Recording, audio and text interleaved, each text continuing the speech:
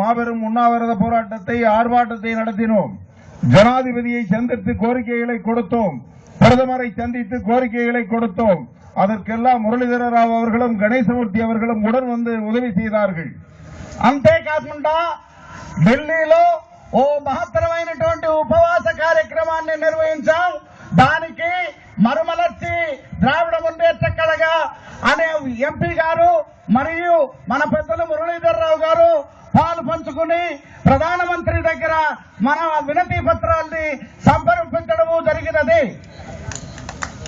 பிரதமரை சந்தித்து புகார் செய்து என்ன நடந்தது? ஜனாதிபதியை சந்தித்து புகார் செய்து என்ன நடந்தது? ஊருக்கு ஊர் கூட்டங்கள் நடத்தி போராட்டங்கள் நடத்தி என்ன நடந்தது? ప్రధానమంత్రిని కలిసి ఏం జరిగింది? మన రాష్ట్రపతిని కలిసి ఏం జరిగింది? ఊరికి ఊరు పసుపు రైతులందరినీ కలిపి ఇంత సభలు నిర్వహించడం వల్ల జరిగినటువంటి లాభం ఏమిటి అని వివరిస్తున్నా. இதையெல்லாம் செய்வதை விட்டுவிட்டு ஒரு குருடனிடமும் ஒரு செவிடனிடமும் போய் இந்த கோரிக்கைகளை சொல்லி இருந்தால் அவன் கூட ஏதாவது அனுதாபப்பட்டிருப்பான். వీరి దగ్గర చెప్పడం కన్నా ఓ గుడ్డోడి దగ్గర ఓ చెవిటోడి దగ్గర వెళ్లి చెప్పినా కానీ కూడా దీనికి సత్ఫలితం వచ్చుండేది. இத்தகைய அரசாங்கத்திலே இருந்து கொண்டு போராடி எந்த பயனும் இல்லை. இங்கே மேடையிலே இந்தியா முழுவதும் நன்கு தெரிந்த பாரதிய கிசான் யூனியனுடைய தலைவர் மரியாதைக்குரிய ராகேஷ் தியாகித் இங்கே இருக்கிறார்.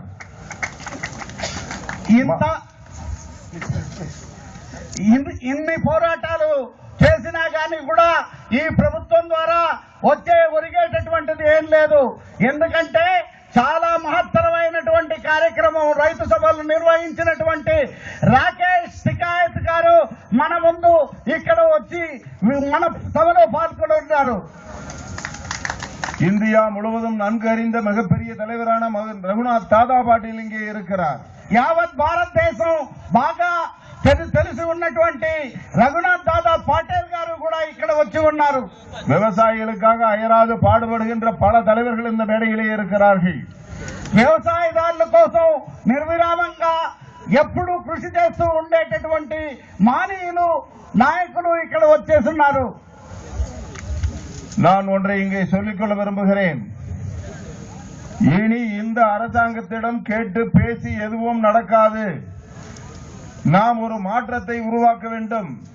நோய் தீர்ப்பதிலே மஞ்சள் ஒரு சிறந்த மருந்து. பல நோய்களை தீர்க்கக்கூடிய நல்ல மருந்து மஞ்சள். ఇక మీదట ఈ ప్రభుత్వం దగ్గర మన గోడు చెప్పడం వల్ల ఏ విధమైనటువంటి ఫలితము లేదు. అందుకని నేను ముఖ్యంగా ఒక విషయం చెప్తున్నా. ఈ పసుపు అనేటటువంటిది ఎన్నో రోగాలకి నివారణ ఇచ్చేటటువంటి ఒక అద్భుతమైనటువంటి మూలిక.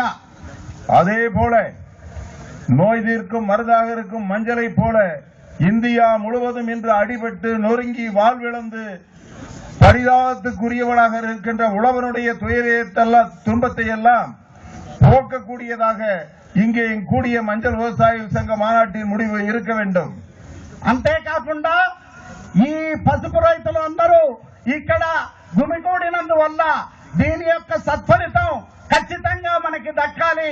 వాళ్ళ యొక్క సంఘటితమైనటువంటి పోరాటం కొనసాగాలి అనేటటువంటిది తెలియజేసుకుంటున్నాను. விவசாயிகளின் பிரச்சனை தீர ஒரே தீர்வு அதிகார மாற்றம். அந்த அதிகார மாற்றம் என்பது விவசாயிகளுடைய அரசை தில்லியிலே அமைப்பது, விவசாயிகளின் ஆதரவு பெற்ற ஒரு அரசை தில்லியிலே அமைப்பதாகத்தான் இருக்கும். దీనికి విరుగుడు కావాలంటే, దీనికి మందు కావాలంటే, దీనికి మార్గం కావాలంటే ఈ ప్రభుత్వాన్ని మార్చడం తప్ప మరో మార్గం లేదు అనేటటువంటిది మీకు సవినయంగా చెబుతున్నాను. ஒரு முறையாவது விவசாயி கோபப்பட்டான், பாதிக்கப்பட்ட விவசாயி ஆத்திரப்பட்டான், ஆட்சியை மாற்றி காண்பித்தான் என்பதை நாம் நிரூபித்து காட்ட வேண்டிய நிர்பந்தமான சூழ்நிலையிலே இருக்கிறோம். ఒక్కసారి రైతులందరూ కలిసి సంఘటితమై దట్టై కట్టై ఏకమై పిడికలు బిగిస్తే ప్రభుత్వాలు కూలిపోతాయి అనేటటువంటిది నిరూపించాల్సినటువంటి అవసరం ఉంది. அந்த மாற்றத்தை உருவாக்க ஆளும் கட்சி கட்சிக்கு விவசாயியை மதிக்காத அதிகார வர்க்கத்துக்கு ஒரு பாடம் புகட்ட மேடையிலே இருக்கிற தலைவர்கள் மட்டுமல்ல, இந்தியா முழுவதும் இருக்கின்ற அனைத்து விவசாய சங்க தலைவர்களையும் டெல்லியிலே அழைத்து ஒரு கூட்டம் போட போகிறது இந்திய மஞ்சள் விவசாயிகள் சங்கம். அந்த கூட்டத்திலே ஆட்சி மாற்றத்திற்கான முக்கியமான அறிவிப்பை வெளியிடுவோம். அதற்கு திகாயத்தவர்களும் ரகுநாத் தாதா பாட்டீல் போன்ற தலைவர்களும் ఆదరవளிக்க வேண்டும். అంతేకాకుండా దీనికోసం మన నైదిల్లీలో వ్యవసాయదారులందరూ ముఖ్యంగా పసుపు రైతులందరూ కలిసి ఓ మహత్తరమైనటువంటి మహాసభని నిర్వహించబోతున్నాం. దానికి రఘునాథ్ దాదా పటేల్ గారు మరియు టికాయత్ గారు వారి యొక్క సహకారాన్ని అందించాలి, పాల్గొవాలి అని కూడా ఆహ్వానిస్తున్నాము. அடுத்து ஆட்சியை பிடிக்கின்ற வாய்ப்பிலே இருக்கிற பாரதிய ஜனதா கட்சியின் பொதுச் செயலாளர் இங்கே இருக்கிறார். அவர் கட்சிக்கு சொல்லுங்கள், எங் விவசாயிகளுடைய துன்பத்தை போக்க, விவசாயிகளுடைய கஷ்டத்தை நீக்க உங்கள் கட்சி முக்கிய பிரச்சனைகளை தீர்த்து வைக்க உறுதியளிக்க வேண்டும். அப்படி உறுதியளித்தால் இந்தியா முழுவதும் இருக்கும் விவசாயிகள் பாரதிய ஜனதாவை ஆதரிக்க தயங்க மாட்டார்கள் என்பதை தெரிவித்துக் கொள்கிறேன். రానున్న ఎన్నికల్లో ఖచ్చితమైనటువంటి మార్పు జరగబోతుంది. ఆ మార్పుకి భారతీయ జనతా పార్టీ ప్రధానమైనటువంటి పాత్ర వహించబోతోంది. వారు గనక రైతుల పక్షంలో నిలబడి ఉంటే రైతులందరూ, భారతదేశంలో ఉండే రైతులందరూ భారతీయ జనతా పార్టీ పక్షాన ఉంటారు అనేటటువంటి సమనీయంగా తెలియజేసుకుంటున్నాను.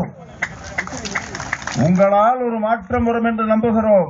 அதை நடத்தி காட்டுங்கள், பிஜேபி கட்சியினரை நடத்தி காட்டுங்கள் என்று மரியாதைக்குரிய பிஜேபியின் பொதுச் செயலாளர் அவர்களை கேட்டுக் கொள்கிறேன். మీ వల్ల ఓ మార్పు సాధ్యం అని వ్యవసాయదారులకి చాలా మేలు జరుగుతుంది. అందుకని మీ వంతు ప్రయత్నం మీరు చేయాలి అని వారిని వేడుకుంటున్నాను. இங்கே எங்களுடைய நாடாளுமன்ற உறுப்பினர் மரியாதைக்குரிய கணேசமூர்த்தி அவர்கள் வந்திருக்கிறார். 3 ஆண்டுகளாக அவர் 1000 நாட்களில் 200 நாட்களை மஞ்சள் விவசாயிகளுடைய பிரச்சனையை தீர்ப்பதற்காகவே சுற்றுப்பயணங்களிலும் பொதுக்கூட்டங்களிலும் கலந்து கொண்டு மிக பெரிய அளவிலே பிரச்சாரம் செய்து மஞ்சள் விவசாயிகளை ஒன்று திரட்டுவதற்கு உதவி இருக்கிறார். அவர்களுக்கு நம் மஞ்சள் விவசாயிகள் சார்பில் நன்றியை தெரிவித்துக் கொள்வோம்.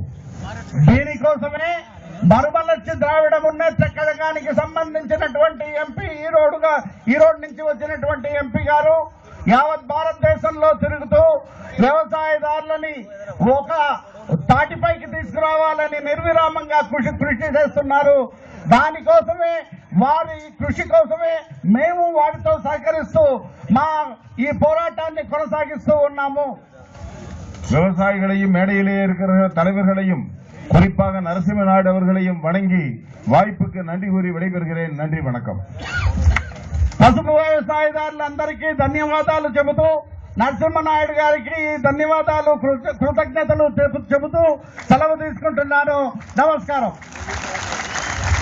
Thank you, sir, for your valuable presidential address. అఖిల భారత పసుపు రైతుల సంఘం